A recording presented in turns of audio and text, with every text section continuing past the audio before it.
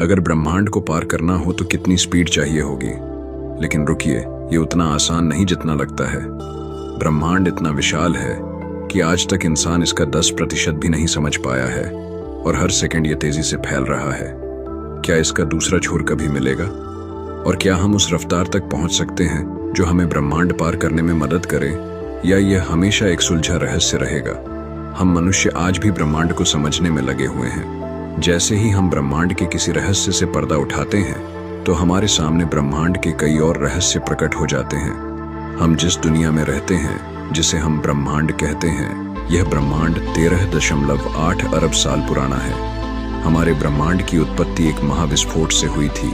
उसे big bang का नाम दिया गया है। अब प्रश्न यह उठता है कि बिग बैंग से पहले क्या था?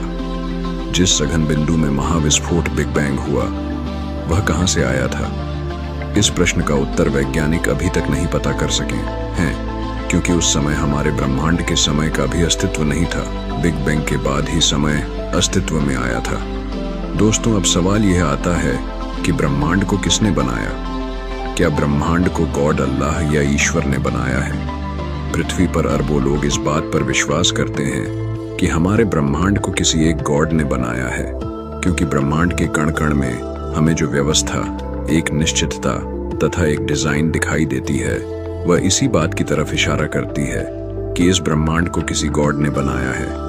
क्योंकि विज्ञान में किसी भी बात को मानने के लिए सबूत, प्रूफ का होना आवश्यक है। इसीलिए वैज्ञानिक अभी यह नहीं मानते हैं कि इस ब्रह्मांड को किसी गॉड ने बनाया है, क्योंकि इसका कोई प्रूफ, कोई भौतिक साक्ष्य मौजूद नहीं है। हमारा ब्रह्मांड कितना बड़ा है, यह बता पाना बहुत मुश्किल है। बल्कि साफ कहूं तो मुश्किल ही नहीं, नामुमकिन भी है। इसका प्रमुख कारण यह है कि ब्रह्मांड का एक हिस्सा इसके दूसरे हिस्से से इतना अधिक दूर है कि यह कभी भी आपस में एक दूसरे से क्रिया नहीं करते हैं। क्योंकि प्रकाश की गति निश्चित है, ब्रह्मांड के एक छोर से चलने वाला प्रकाश कभी दूसरे छोर तक नहीं पहुंच पाएगा, क्योंकि ब्रह्मांड के फैलने की गति प्रकाश के चलने की गति से अधिक हो सकती है।